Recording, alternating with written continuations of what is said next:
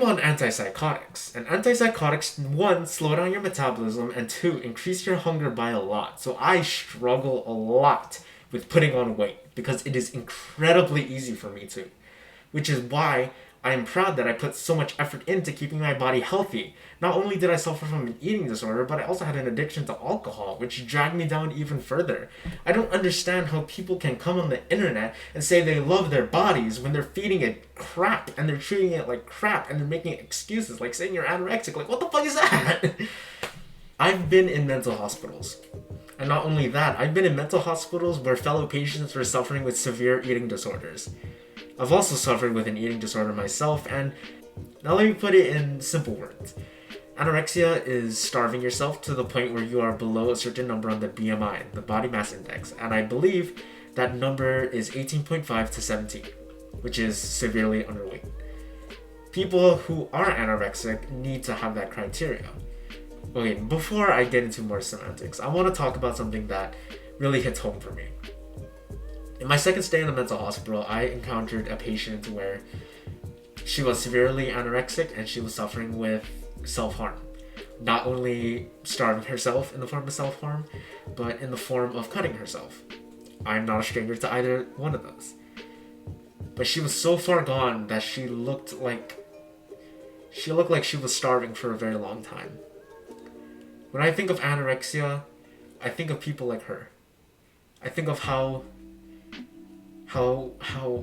horrible you must feel. I've experienced a bit of time where I battled with bulimia, but I had never lost an insane amount of weight. Lack of nourishment can affect the way you think, with the way you move. Lack of nourishment can slow down vital organs like your heart pumping and your kidneys working and your liver filtering out your body. Anorexia and bulimia aren't always going to be geared towards smaller people. There are often occurrences where people who are bulimic or anorexic who don't look it. I had a fellow patient in my third stay in a mental hospital. She was bulimic and she suffered a lot of binging and purging episodes. But she looked normal. She had the normal amount of muscle mass, a normal amount of fat. She looked normal. So you can't really look at a person and know what they're suffering with, at least to a certain extent. So, that being said, let me bring you back into the topic of Tess Holiday. I know I made a video about her yesterday, but I feel like this is more geared towards skepticism rather than ignorance. So in my last video, I was very ignorant about the whole situation surrounding Tess Holiday, about the situation of her having anorexia, which I'll explain right now. So, a plus-size model, Tess Holiday, has claimed that she has not schizophrenia. I keep saying that because of the Goth Grandpa 666 video that I made the other day. But Tess Holiday is saying that she suffers with anorexia, and many people are doubting her. So I went through her tweets, and I found a couple tweets that I want to talk about. She is a plus-size model. Tess Holiday is a plus-size model who struggles with anorexia, apparently. And I wanted to give my own thoughts, because I've seen firsthand what anorexia does to a person. I've seen firsthand what eating disorders do to a person. I've seen eating disorders that are so bad that it sends people into a hospital. I've seen people with eating disorders so far gone that they literally look like skin and bones. And I've also seen people suffering with eating disorders who look like they're perfectly healthy. I've never seen a person with an eating disorder, at least an eating disorder that causes them to starve themselves, doing the complete opposite. You know, maybe if you have like a binge eating disorder, then maybe. I know binging and purging can sometimes lead to weight gain. I know it puffs up your cheeks. I know it bloats your stomach, so you may not look as ill as you actually are. But yeah, we're gonna be going over some interesting tidbits from Tess Holiday's Twitter. So the first one, I'm gonna put it somewhere up on screen. I'm an anorexic and in recovery. I'm not ashamed to say it out loud anymore.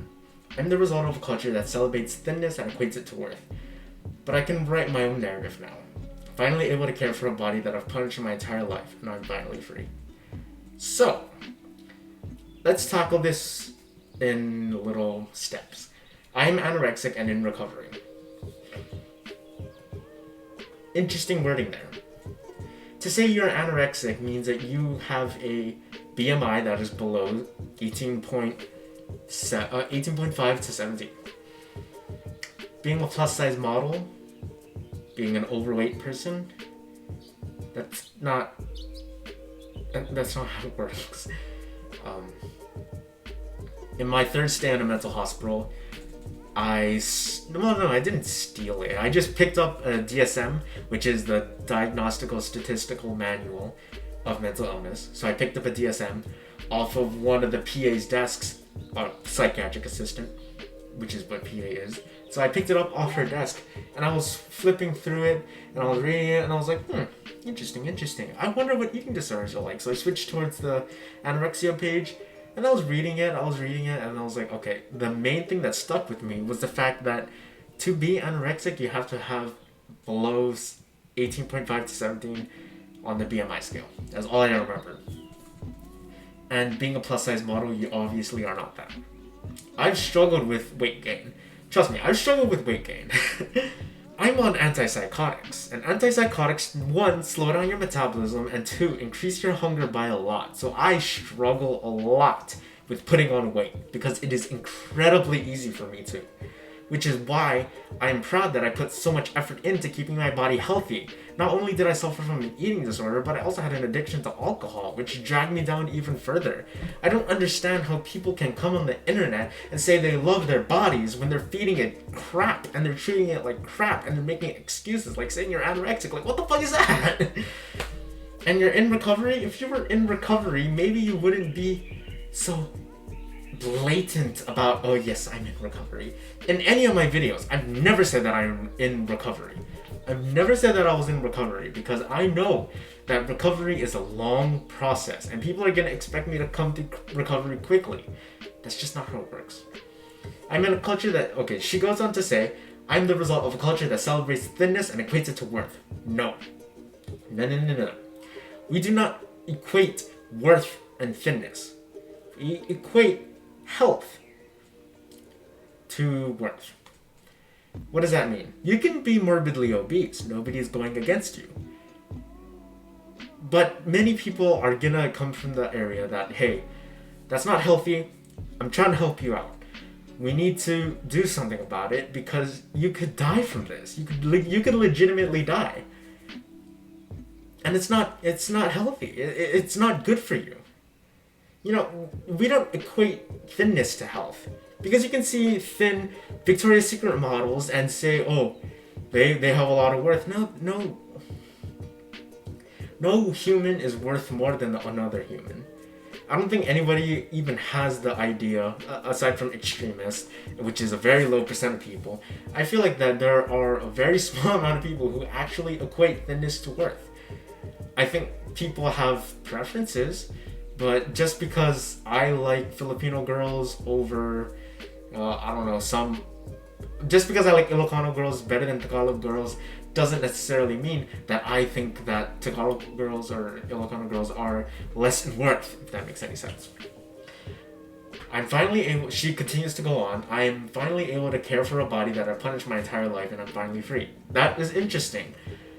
Because she is acknowledging that she's punishing her body. She is acknowledging that she has binged. She is acknowledging that she suffers with a disorder which causes her to eat a lot, which maybe she's not talking about, but I'm hoping that's what she talks about, because that would make a lot of sense.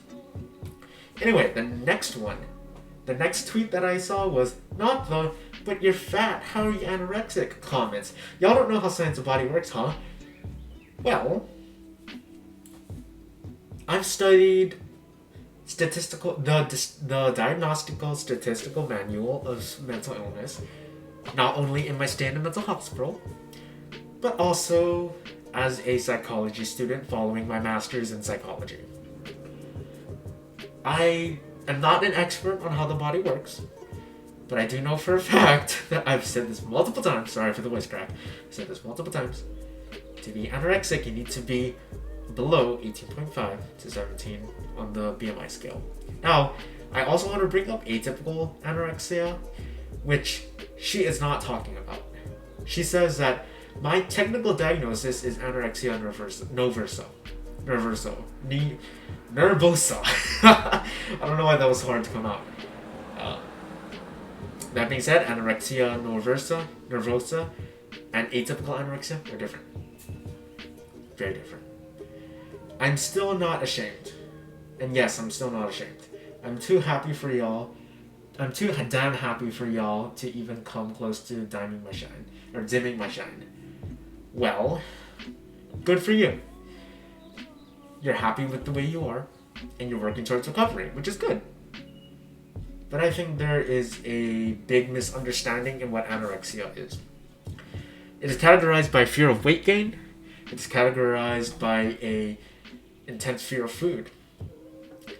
I don't think somebody who suffers from anorexia is obese. Based on what I studied in a mental hospital and based on what I studied as a psychology student following his master's. Atypical anorexia is different than anorexia nervosa, yes. But there is a way that you could sort of tie the two together. I understand that not anybody perfectly fits into a diagnosis. Personally, I don't exactly fit into a diagnosis. I've had many different diagnoses in my past. One of my doctors said depression with psychotic features. Another said bipolar with psychotic features. Another person said schizophrenia. And another person said schizoaffective. And another person said bipolar 2. And it spirals into all these different categories, and nobody really fits into one single diagnosis perfectly.